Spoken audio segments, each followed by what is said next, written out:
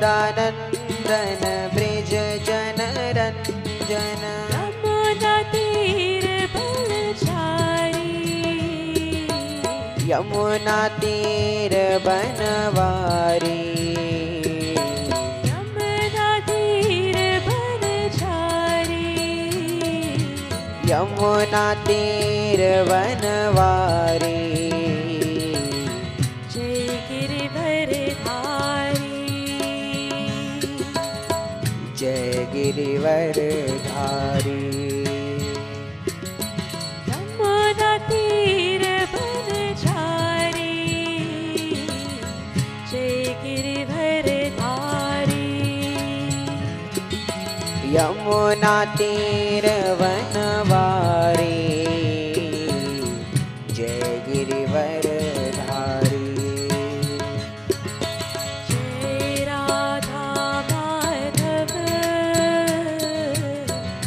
जय कुंज बिहारी जय राधा माधव जय गिरिवरधारी जय राधा माधव जय कुंज बिहारी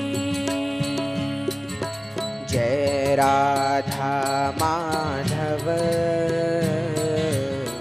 जय कुंज बिहारी जय राधा माधव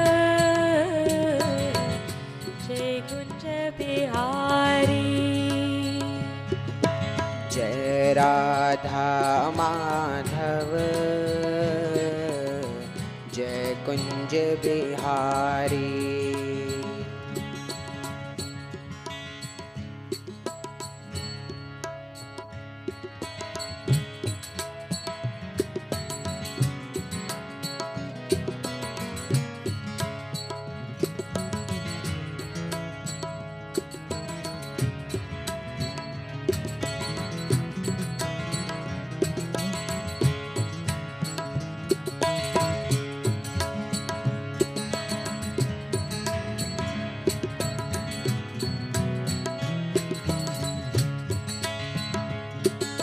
जय राधा माधव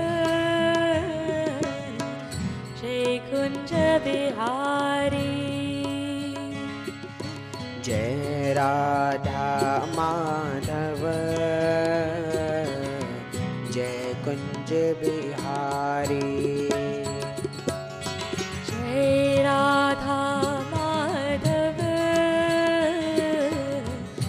जय कुंज बिहारी जय राधा माधव जय कुंज बिहारी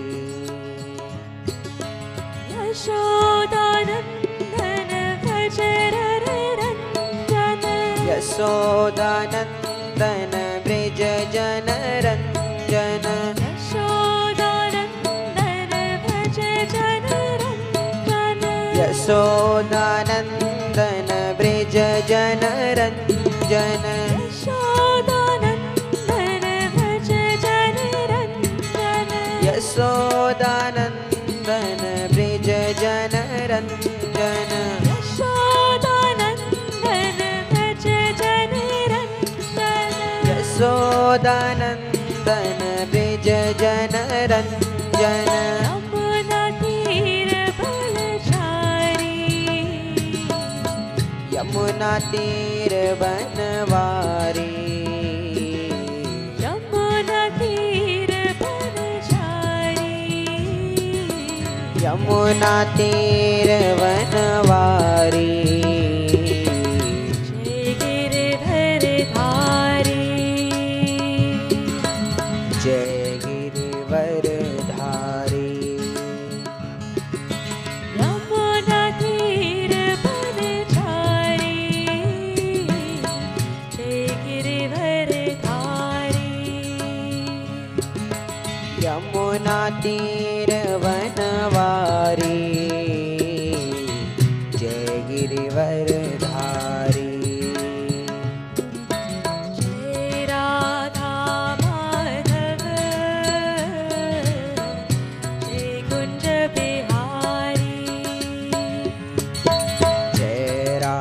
राधा माधव जय कुंज बिहारी। जय राधा माधव जय कुंज बिहारी। जय राधा माधव जय कुंज बिहारी। जय राधा माधव जय कुंज बिहारी। जय राधा माधव जय कुंज बिहारी। जय गोपी जन वल्लभ जय गोपी जन वल्लभ जय गोपी जन वल्लभ जय गोपी जन वल्लभ जय गिरिवरधारी। जय गिरिवरधारी। जय गोपी जन वल्लभ जय गोपी जन वल्लभ जय गिरिवरधारी। जय गोपी जन वल्लभ जय गिरिवरधारी।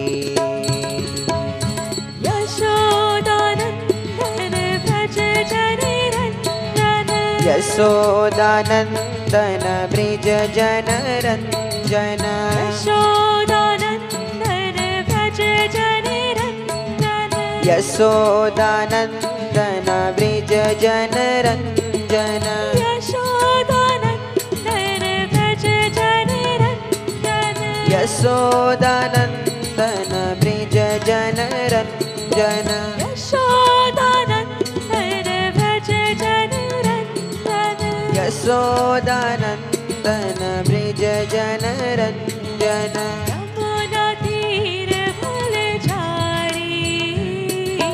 यमुना तीर बनहारी। यमुना तीर यमुना तीर बलहारी। बनहारी। जय गिरिवरधारी। जय गिरिवरधारी। जय राधा माधव जय कुंज बिहारी। जय राधा माधव जय कुंज बिहारी। जय राधा माधव जय कुंज बिहारी। जय राधा माधव जय कुंज बिहारी। जय राधा माधव जय कुंज बिहारी। जय राधा माधव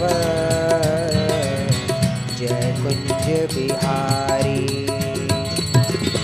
जय गोपी जन वल्लभ जय गोपी जन वल्लभ जय गिरिवरधारी। जय गोपी जन वल्लभ जय गोपी जन वल्लभ जय गिरिवरधारी।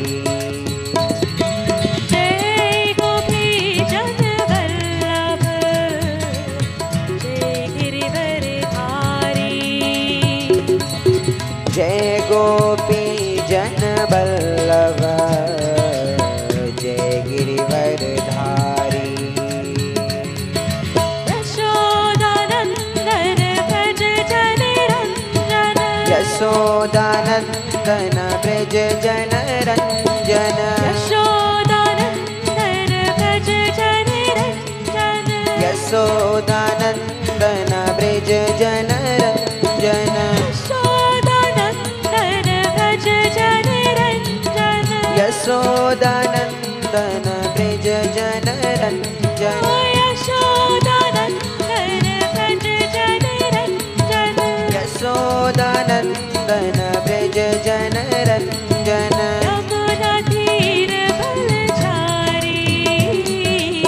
यमुना तीर बनवारी यमुना तीर बनवारी यमुना तीर बनवारी जय गिरिवरधारी जय गिरिवरधारी जय राधा माधव जय कुंज बिहारी जय राधा माधव जय कुंज बिहारी जय राधा माधव जय कुंज बिहारी जय राधा माधव जय कुंज बिहारी हरे राम राम राम हरे हरे हरे रामा राम राम हरे हरे हरे कृष्णा कृष्णा कृष्णा हरे हरे हरे कृष्णा कृष्णा कृष्णा हरे हरे हरे राम राम राम हरे हरे हरे रामा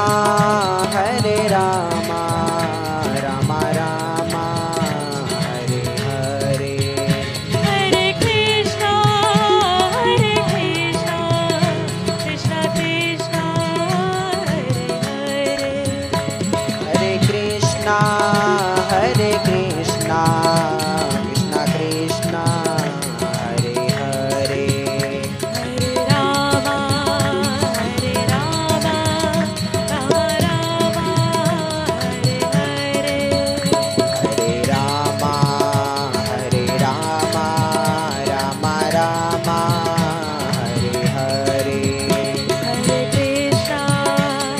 कृष्णा कृष्णा कृष्णा हरे हरे हरे कृष्णा कृष्णा कृष्णा हरे हरे हरे राम राम राम हरे हरे हरे रामा राम राम हरे हरे हरे कृष्णा कृष्णा कृष्णा हरे हरे हरे कृष्णा कृष्णा कृष्णा हरे हरे हरे राम राम राम हरे हरे हरे कृष्णा कृष्णा कृष्णा हरे हरे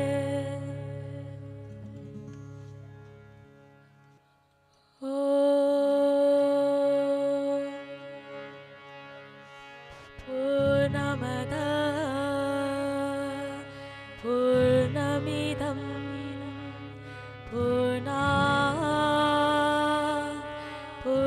पूर्णमुदच्यते पूर्णस्य पूर्णमादाय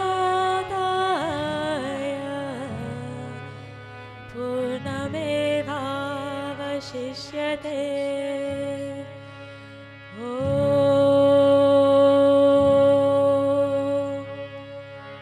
शान्ति शान्ति शान्ति।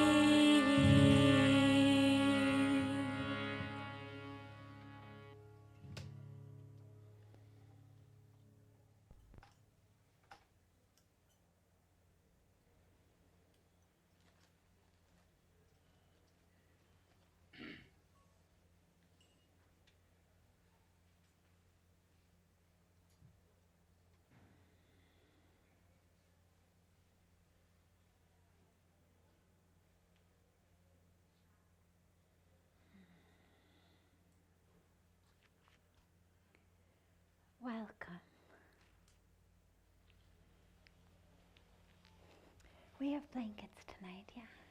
Great. They've got blankets for anybody who feels cold tonight. Where are they? They're right there behind you. Fantastic. If anybody was one of those who raised their hands last night to be cold, or regardless if you're cold, whether you raised your hand or not last night, there are blankets if anyone needs them.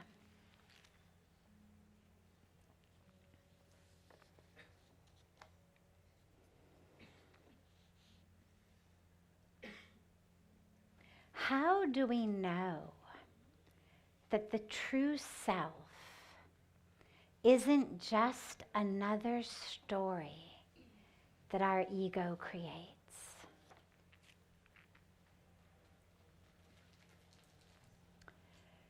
So, most of that which we know in our life, whenever we have questions about it, how do I know it's true? How do I know it's real? The way that we come to know is we have all of these tools of science. We have microscopes. We have telescopes.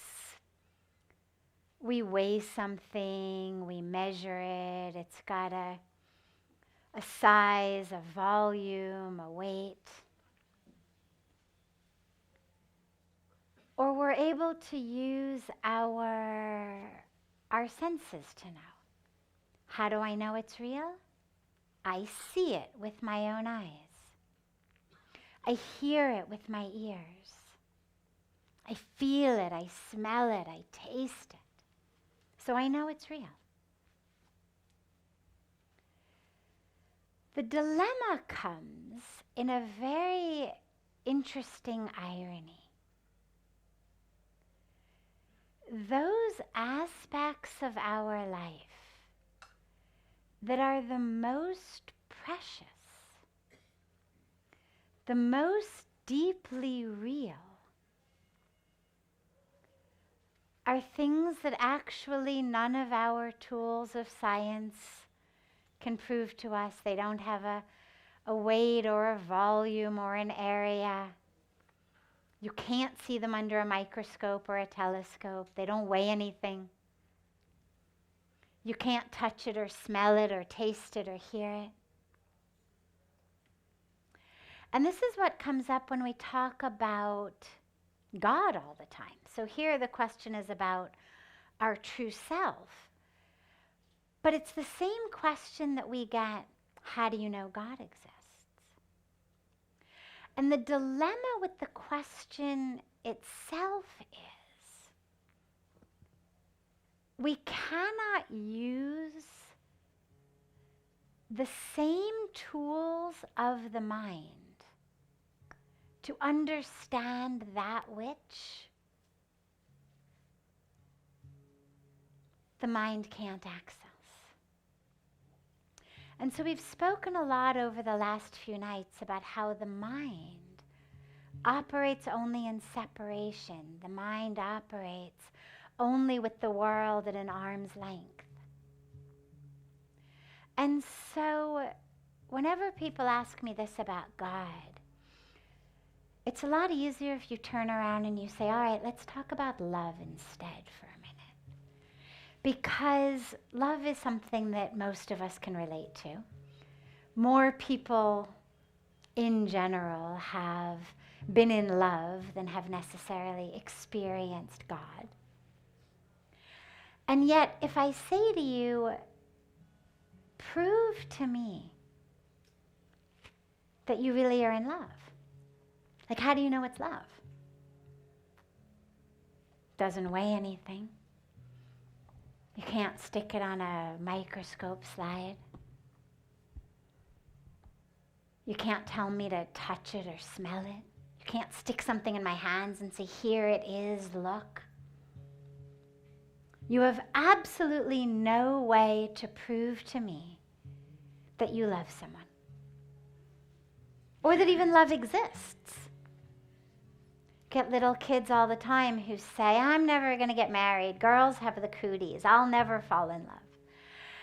And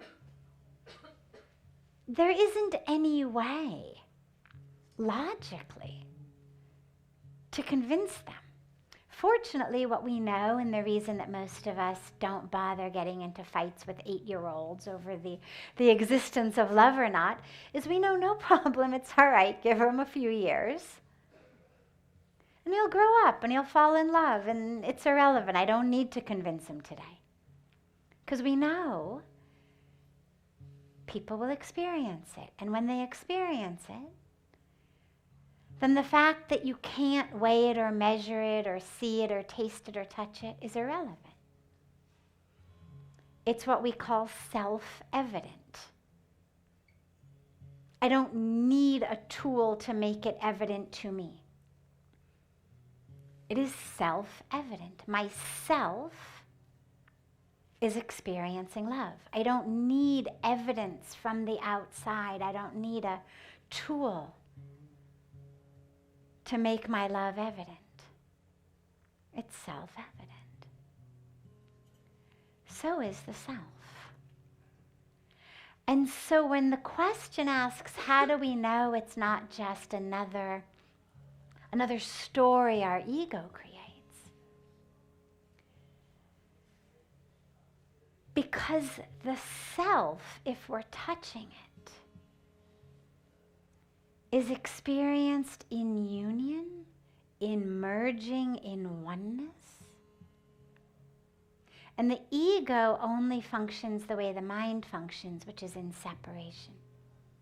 So my identity is absolutely a story. All of the stuff my ego says to me, oh my God, you are so beautiful. Oh my God, you are so ugly. Oh, you are stupid. Ah, you're brilliant. Stories of the ego, all of them.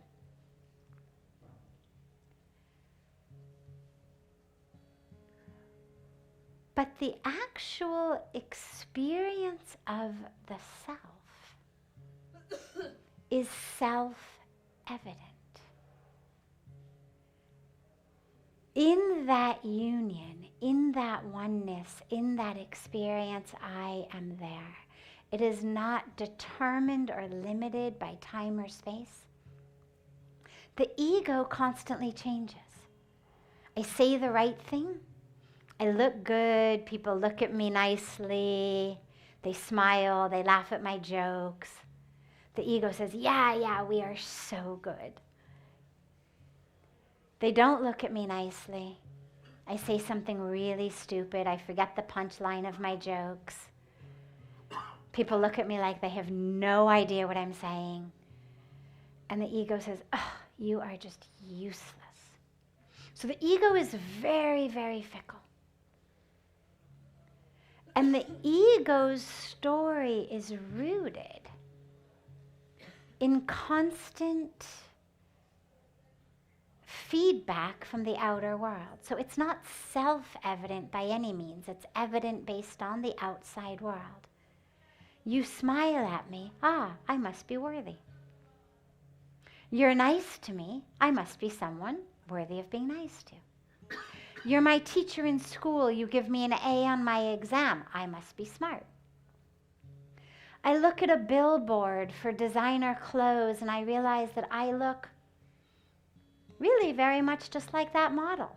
I'm attractive. I look at a billboard for designer clothes and realize that in 10 lifetimes, I will never look anything near like what that model looks. I feel badly.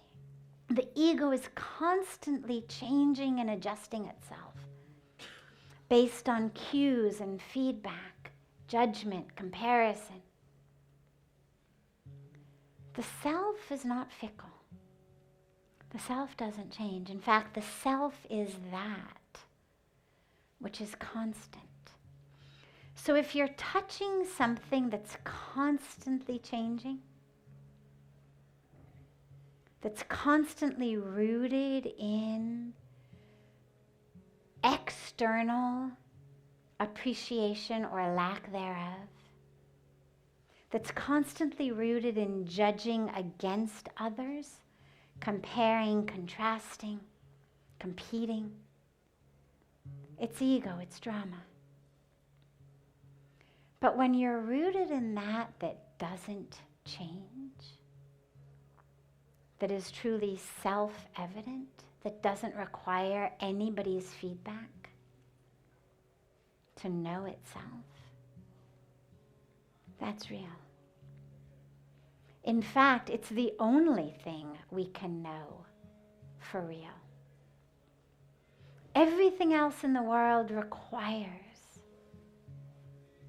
my five senses, right? I know you exist because I can see you. Now, if I close my eyes and you don't make any noise, and you're too far away for me to touch you or taste you, you don't have any prominent odor, so I can't smell you, I have no way of knowing that you exist. You are not evident to me at all. Now, that didn't change your existence. You've existed the whole time, but I have no way of interacting with existence other than my senses.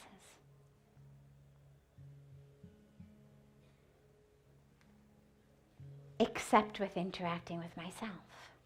It's actually only the self that is self-evident. I don't have to touch myself or taste myself or hear myself. I can close my eyes, put earplugs in, not move, so I have no sense of movement. That's when it gets good. And I know myself. So that which is evident without a story is the self.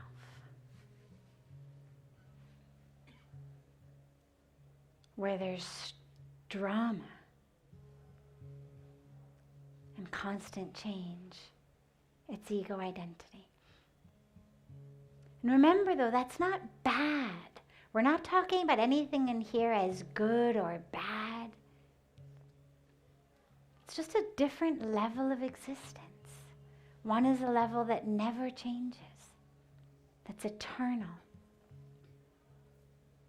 And one is this beautiful, physical, emotional, moving drama we have.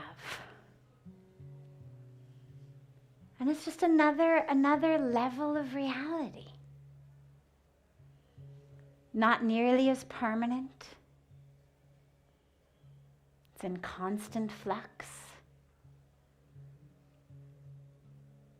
But it also exists. And so we're not talking about good or bad. We're not talking about ignoring this physical, emotional, moving, dancing, walking, sleeping, eating, drinking drama. Because it's through that we actually work out our karmic packages. Through the physical body, through our actual actions, through our thoughts, our intentions, our behaviors, we work out our karmic stuff. And we also have the experience through it. To grow, to develop, the self doesn't develop. The true self, this concept of self-development, is absurd. I remember being in an airplane with Pujya Swamiji in America 23 years ago, and he was looking at the airline magazine, and there was some advertisement in it for a self-development program. He was like, self-development? The self is perfect. The self is created by God. What are we going to do to improve upon not just God's creation, but that which actually is the divine. We're not just created by God like God's an artist and we are the works of art. We actually are the divine manifest in form here. That's the soul, that's the spirit, that's the capital S self. So the self doesn't develop. But this physical, emotional, moving drama does. The mind does.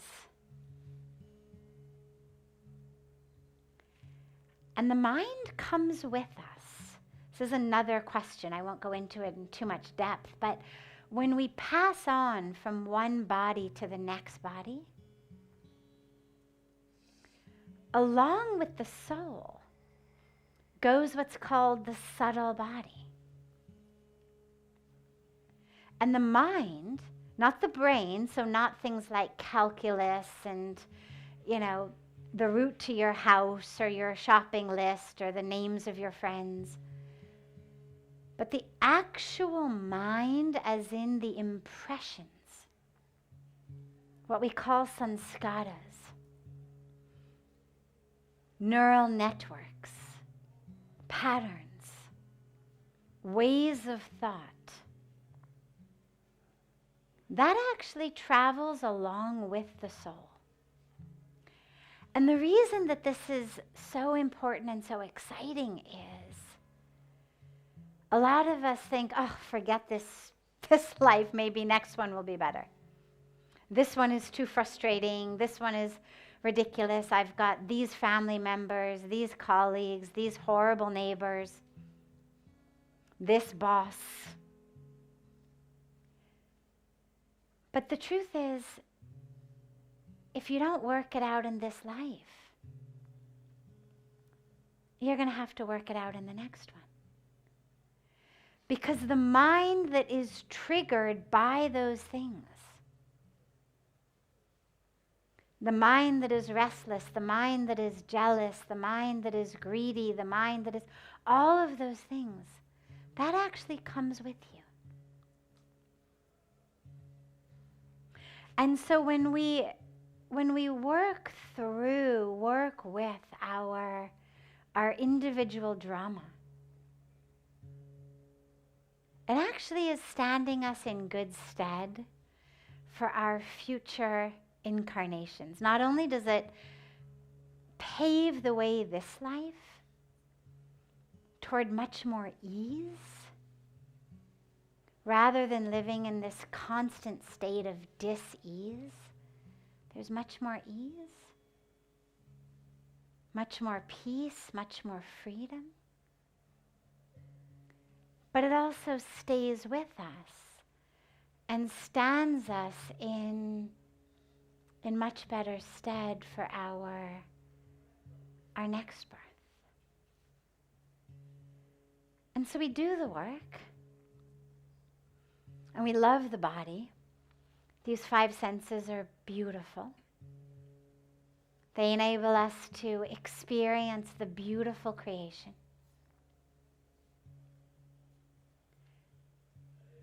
But at the same time, we simply realize it isn't us.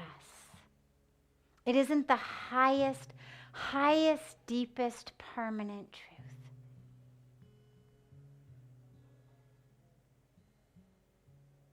And again, that doesn't make it bad. It's just a matter of when you've got a limited amount of time each day, a limited number of days in your life, how much do we dedicate to understanding that which is constantly changing versus understanding that which isn't changing? And this is where we realize, I need to rededicate myself rather than being so enamored with my physical, emotional drama,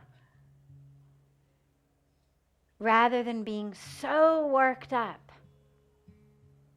in this drama package, that I lose all of my time and my energy and my focus,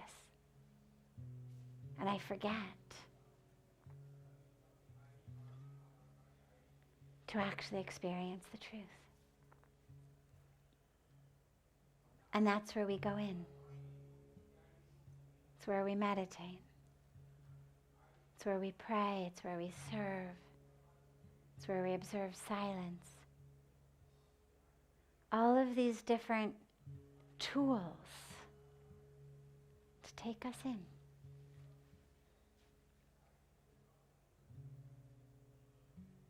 The beautiful thing is, all of the tools are with you. They're not tools that we get from outside. They're tools we already have, which is why it's self-evident. Right here, right now, you can have that awareness. There's nothing you need from the outer world other than a willingness to go within. Other than a willingness to be quiet.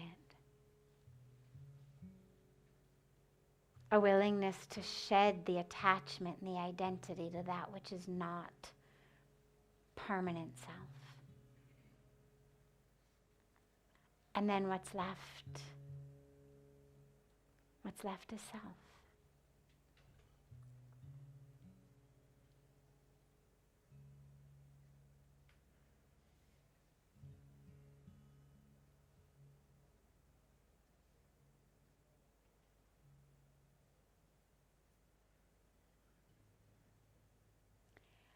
Are there any questions that anyone here has?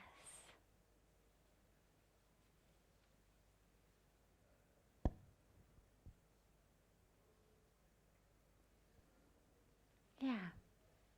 So I've been struggling a little bit with opening up my heart. I think it's difficult in, especially these times where like there's a little bit of a lack of like interaction with other people. I live in the US, so definitely a problem there. And yeah, I'm just wondering like how our generation's obviously kind of going to be, you know, I'm a little bit concerned about us, and I just hoping that we can open our hearts. And I'm wondering for myself, like, I feel that that's something which I would love to, you know, be able to do more. Beautiful. So how do we open our hearts? And especially as he said, you know, those of us, he's from America, those of us living in worlds that are so focused on the external. So there's good news and there's bad news. The good news is an open heart is actually the core truth of who you are. So it's not a skill that has to be learned from outside. It's not like playing the piano or doing complex math equations or dribbling a basketball or things that someone needs to teach you. When children come into this world, when babies come into this world, their hearts are open. We, as the adults, sadly, in our own lack of skill, in our own fear, tend to act in certain ways that over the years, sometimes faster, but over the years the children's hearts start to close a little bit more, Slowly, slowly, slowly. The world is no longer a place they can trust. They have to be on the defensive. They have to keep themselves protected. Slowly, slowly, slowly. Then, somewhere along the way, they get heartbroken or betrayed. Heart closes a little more. But our nature, the core truth of who we are, is an open heart. This is why, by the way, being in love feels so good.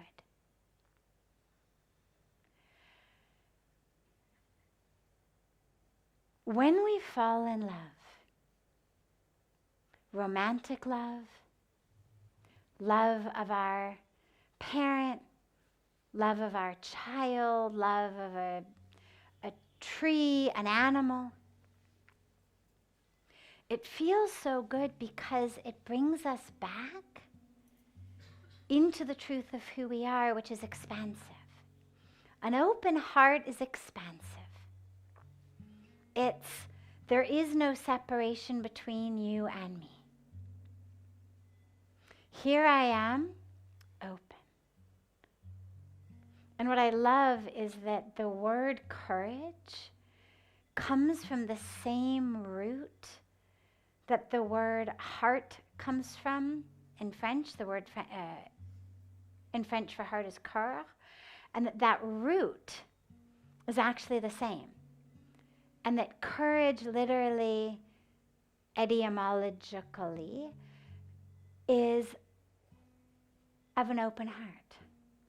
And I love that because it's expansion.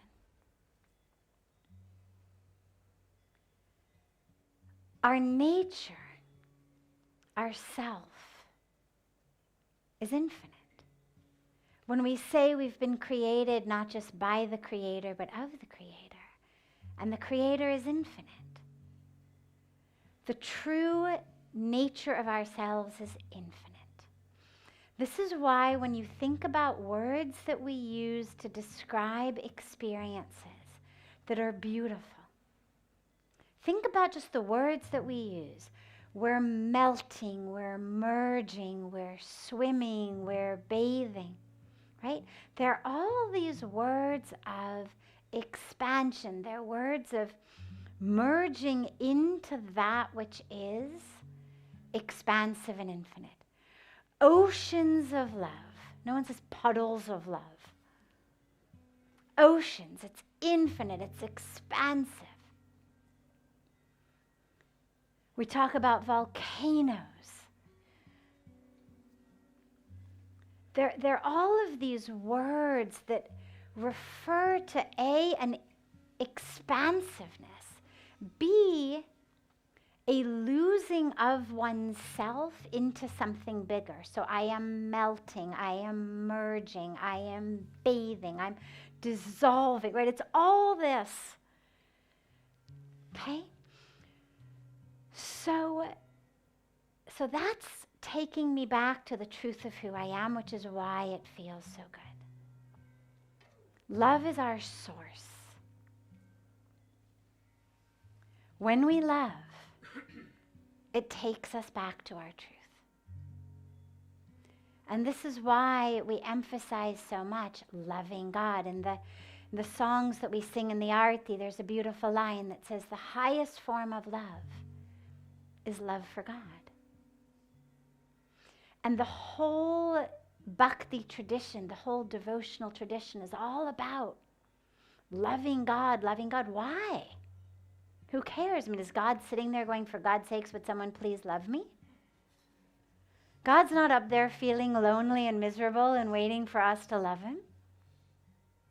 Or her, it, them. We love God because loving takes us back to who we are. So the first and most important piece, and this is the good news, is you're not going into uncharted waters. You're not going into a foreign place. you're actually going back to you. The bad news is it requires dismantling a lot of who you think you are. Because a lot of who we think we are is this constructed identity that requires us to hold onto it with a death grip. And love is vulnerable. Love is open. Love is permeable. If you can get into me, what's going to happen to me? That's scary. I've got this whole identity thing worked out. I know who I am. My job is going well. Everything is going well. We're all good. And if I let you in, what's going to happen to me? And by the way, interestingly, this is what happens to a lot of people when they come to India. Same thing. Because India gets inside you. Different way. It's not love of a being. But it's that same experience of, hey, wait, I didn't tell you you could get inside every cell of my being. I didn't tell you you get to run through me, change the very nature of who I am, bring up first the very best of myself and then the very worst of myself in oscillating 30-minute intervals. That's what India does. I always say that trying to keep India at an arm's length is like trying to hold up a stop sign at a tsunami. It's going to get inside. You can't stop it. And the same is with love. But from India, you can always turn around and leave if the fire gets too hot. With love, presumably, you're supposed to stay with the loved one. But this is where a lot of us create these dramas, right? If you're really honest, like ruthlessly honest, about the dramas that are there in your love relationships, so many of them we create just because the fire's getting too hot. Because it's just getting a little too vulnerable, a little too open. My insides are just getting a little bit too liquefied. And so in order to really be open to love, you have to be prepared to say, this is more important to me than whatever identity I think I've created.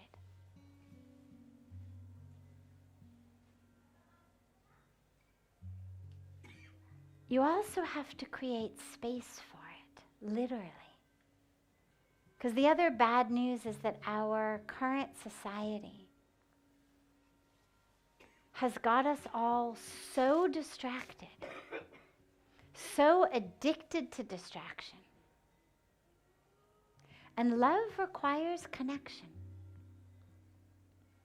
Opening our hearts to love and opening our hearts to God are very, very similar. It's basically the same thing, just on two slightly different levels. One is to a person, the other is to God. But it's the same movement. It's the same movement of, instead of identifying just as this physical being, I'm prepared to expand. I want to expand. I want to melt, to merge, to swim, to drown. Because that's more important than this death grip I've got on my identity. But it requires attention. And these days, with our attention being so constantly diverted, literally with every beep and bling and bing and, whatnot of the devices. We're not even there with each other. We also have the other dilemma, particularly for this generation that's 20s and 30s, is because you've been raised with social media, there's this illusion of connection where there actually isn't connection. And so a lot of people don't even realize that they're missing real love, because we've been sort of indoctrinated to believe that a text message, an emoji, comment on Facebook or Instagram or whatever it may be, that is what love looks like. And we forget the importance of actually sitting in each other's presence, actually looking in each other's eyes, actually speaking on the telephone.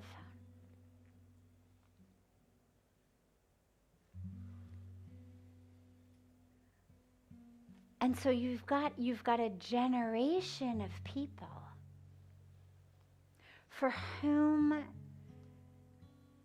the world is seen through a screen, and that screen keeps us from actually connecting on a deep level. But it gives us such a constantly activating illusion of connection that we think we're there. 5,000 friends, I'm super popular. Like, what else do I need, right?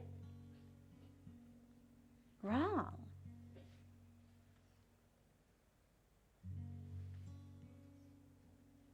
But that's the illusion. You see so many people sitting on the banks of Ganga in the Aarti.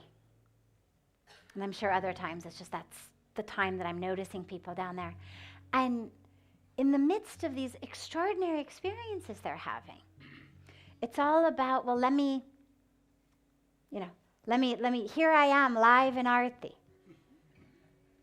Selfie with Aarti. Now, there's nothing wrong with that. But you can be sure that if I'm doing that, I'm not actually present there on the deepest level. If I'm adjusting a screen to make sure that I'm coming into the right quadrant of it, and I'm figuring out which tags and hashtags need to go with this, I'm not fully there.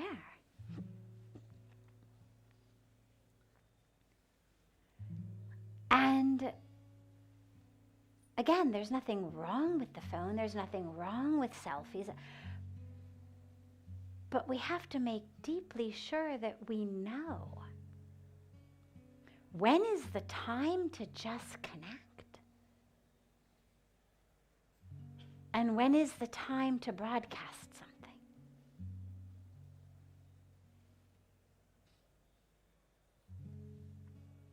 And we need to be sure to give ourselves those experiences of connection, rather than thinking that because I was live at Aarti, and dozens or hundreds or thousands, depending on who I am, of people liked it or commented, that somehow that was a valid experience I had.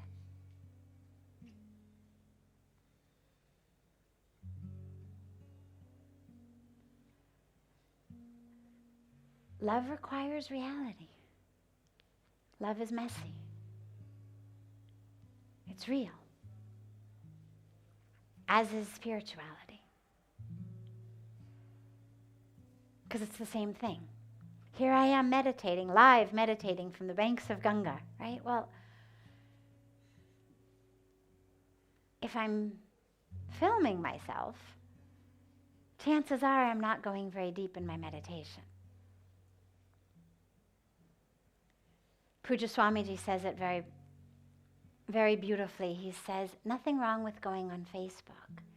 He says, but you've got to remember to face your book. And we forget to actually look at ourselves. And love requires a drop down. And so the first piece, first most important step is create space in your life for it. And the second piece is be willing. So create literal space first, actual space first. And the second piece is be willing to let go of who you think you are. Because love is going to show you something totally different. And like India, it's going to show you the best of who you are that you never imagined possible, an expansion of yourself, a merging of yourself with the universe that you never thought possible, a giving, a compassion, a selflessness of yourself that you never thought possible. And it's going to show you the worst of yourself. Because it's going to pull up all the, it's like a detox. It goes in and kind of pulls up all the stuff. That binge of fries you had 10 years ago that's sitting somewhere in your liver. Well, you do the right detox, it'll pull it out. That thing that happened in your family when you were 15 that traumatized you, or when you were 10, it traumatized you, and you've locked it up in a box. Well, you can be sure when you open yourself to love, love is going to knock on that box and insist that the door come open. And so we've got to be prepared to let that happen.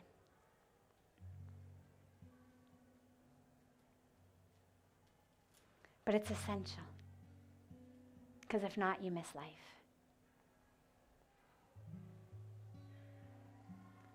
So,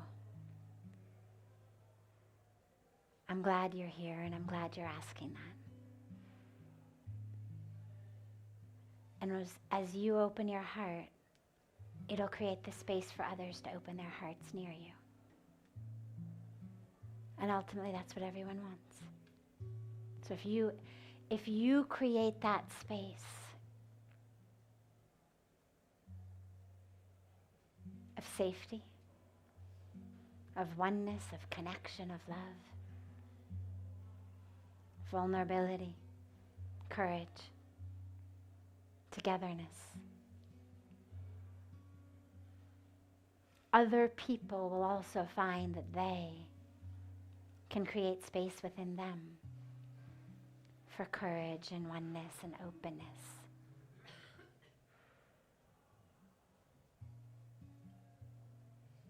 Yeah.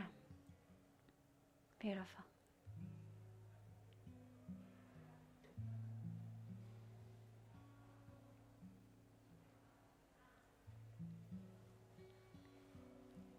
Are there any other questions? Yes.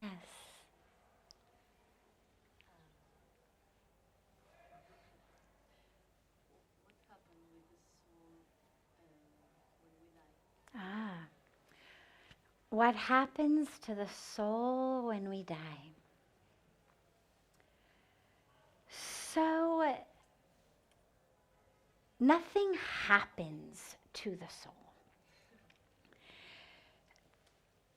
There's two different layers of this.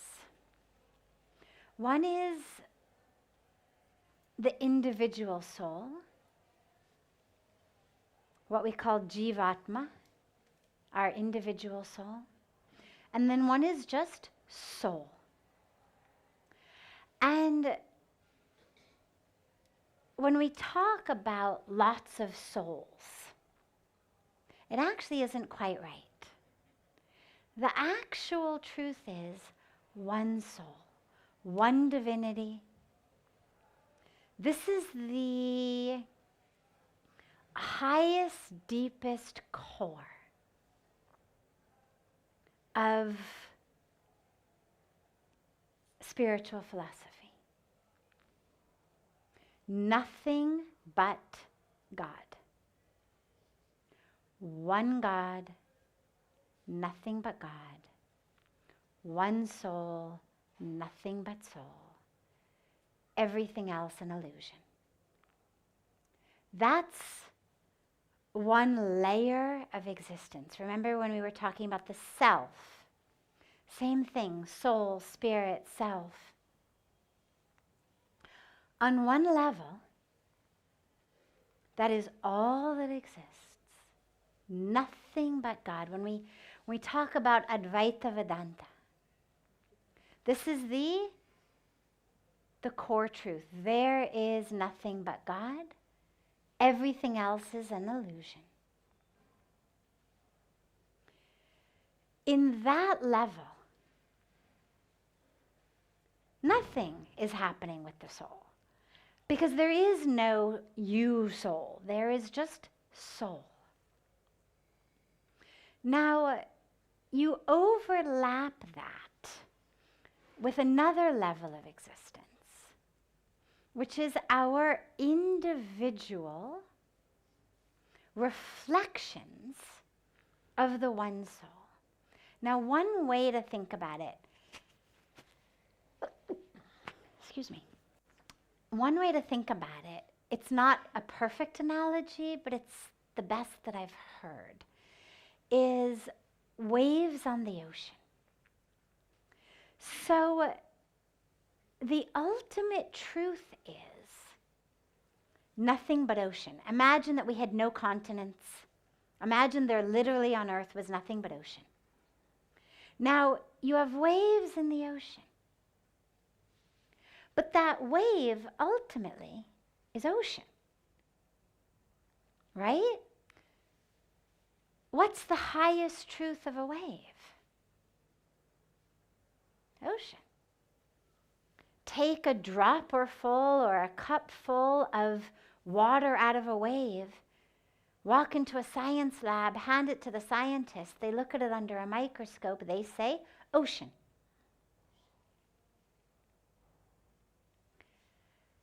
In that way, for us, same thing. Nothing but soul. Nothing but God, like nothing but ocean. But then we have this other layer on top of it, which is the layer on which there are these waveforms that, yes, at their highest truth are still ocean, and also have a reality of being a wave. And if you doubt that, take a surfboard, if you don't know how to surf, out into the ocean where there's big waves. Try to teach yourself how to surf or even how to swim with big waves if you don't know how to swim. And you're going to experience the reality of that wave. When you are gasping for air, drowning, or face down with a mouthful of sand because the wave has smashed you into the ground. So that's also real. That drowning, that gasping. It's not an illusion, as in an optical illusion, it doesn't really exist. It's just a different level of reality superimposed onto the highest level, which is nothing but ocean. In the same way with us, our individual souls are actually nothing more than reflection of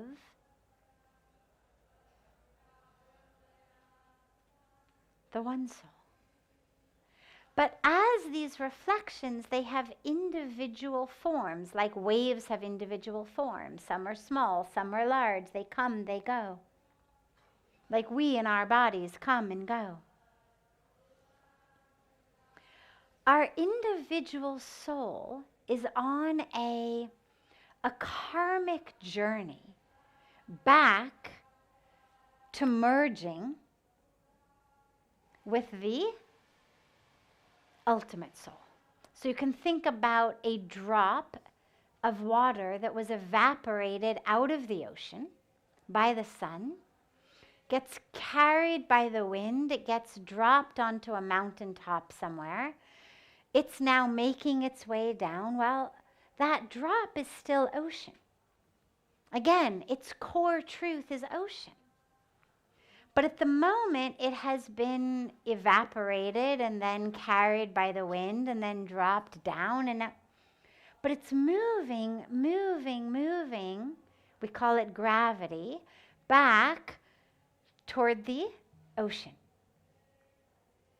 That's what pulls all the water back to the earth toward the ocean. It's gravity. But gravity is just a name that describes a phenomenon that existed long before an apple fell on Newton's head. Water is returning to the ocean because that's its source. So we, in this journey of the soul, with this subtle body of the mind and the ego, the intellect, are moving from body to body to experience, during which time the mind, the ego, the intellect, learn, grow, develop, eventually, hopefully, do some sadhana, come on a spiritual path. That's when they start to clear that karmic bank account. That's when the curtains start to part. And that's when you start to have those experiences of individual self merging with cosmic self. What we call yoga, union. So after we die, based on whatever our actions were and whatever fruits are left to be gained from them, we take a new body. And we keep taking bodies. It's important to realize it's not about reward and punishment. It's not, oh, you were bad, so you're going to become an earthworm. Or you were bad, so now you're going to be born in this really horrible situation. It's not that. It's that whatever seeds you plant, they're going to bear fruit. And our subjective mind decides this fruit is sweet or this fruit is bitter, I like it, I don't like it. But the universe isn't handing out rewards and punishments. The universe is just operating in this very scientific way of bringing fruit to seeds that were planted. And what we get are situations, families of origin, cultures of origin, physical characteristics that are most conducive for us to take the next step on our karmic journey. So what we're getting is not a reward or a punishment, but it's actually that which we need to take our next step. A really good teacher in school understands that you cannot teach the same lesson to 50 kids exactly the same way. Some kids are going to be very visual, and she's literally going to have to put the apples and the oranges in their hands and say, okay, you have 2 apples. Now I give you 3 oranges, and stick them in his hands and say, now how many things do you have? Count them. But another kid might not be nearly as visual at all and actually quite good with numbers and concepts. And she may be able to say, imagine that you have 2 of something Now you have 3 of something else. How many total items do you have? And he can do it in his head. Completely different kids. But a good teacher whose agenda is only that they should learn their math is going to do whatever she can do to teach it to every child. And this is how the universe works. Okay. You need to learn this lesson in this way. Okay. You will be born with a silver spoon in your mouth. No, a gold spoon in your mouth. Everything will go right for you. Because that is the environment that you will need to walk through, to learn the lessons that you need to learn, to clear the karmic accounts that you need to clear in this lifetime. Someone else, you're going to clear them through struggle. You are going to work for every spoonful of food. It's going to be a struggle. It's going to be a fight, because that's the situation that is actually going to be the most conducive for you to peel back the layers of yourself. And so that's how the soul keeps incarnating in these different bodies with these different stories. Ultimately, to be free of the stories, to be free of the games of the mind, the games of the ego, so that that individual self can just merge back with the ultimate self. And by the way, in the Bhagavad Gita, Lord Krishna explains very, very clearly that the way to do this is to surrender whatever you do to God. That the way to do this, the way to actually be free of accruing more and more karma, is to be a tool in God's hands. To just allow the divine will to flow through you. To be in this, in action, solely for God's will. To just surrender. Who you are, what you have, what you do, to the divine. And that's the only way out. Because otherwise, the good things we do, we get good karmic fruits. But we still have to keep coming back to enjoy them. And so the only way out, he says, when Arjun finally says, well, all right, so what is the solution here? Surrender. Just surrender.